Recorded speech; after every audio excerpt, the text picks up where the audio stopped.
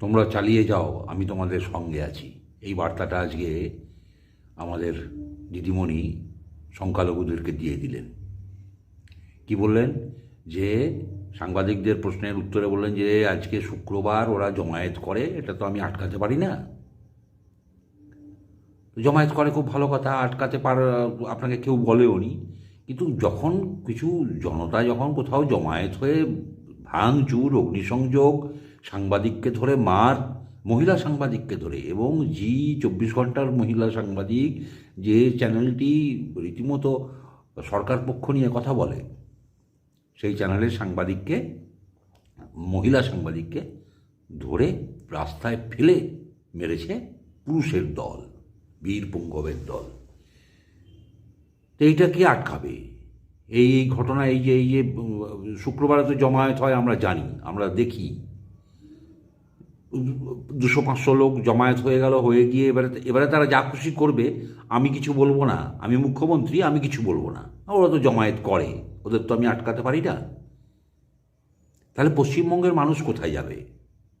পশ্চিমবঙ্গের মা বোনেরা কোথায় যাবে? তারা রাস্তাঘাটে বেরোবে না? তারা বাসে ট্রেনে চড়বে না শুক্রবার হলে? কোথায় ভাইয়েরা সব জমায়েত হয়ে যা খুশি তাই করবে, আর শুক্রবার বেরোনো বন্ধ, এরকম ব্যাপার? যেরকম দুর্গাপুরের ডাক্তারি পড়তে আসা মেয়েটি ক্ষেত্রে বলেছিলেন যে 7টার পরে বাইরে বেরোনোর কি দরকার?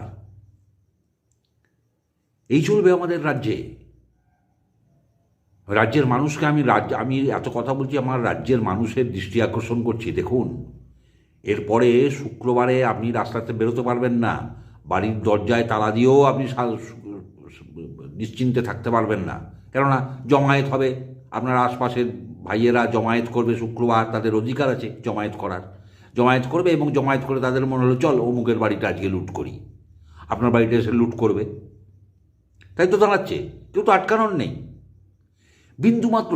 যে সাংবাদিক মেয়েটি মার খেয়ে হাসপাতালে ভর্তি হয়েছে, তার জন্য বিন্দুমাত্র সহানুভূতি পর্যন্ত দেখলাম না আমাদের দিদির চোখে, দিদির খুব বক্তব্যে। আর যে বেলডাঙ্গাতে যে শ্রমিক ভাইটি, পরিযায়ী শ্রমিক বলা হয়, সে ভাইটি যে মারা গেছে, সে মারা গেছে ঝাড়খণ্ডে, তাকে বলছে সে বিহারে। বিহারে নাকি হয়েছে, কারণ বিহারি বিজেপি শাসিত রাজ্য, বিহারের গাড়ে দোষ দাও। ওই ঘটনা ঘটেছে ইন্ডিজোটের ঝাড়খণ্ডে, দোষ পড়ছে বিহারে।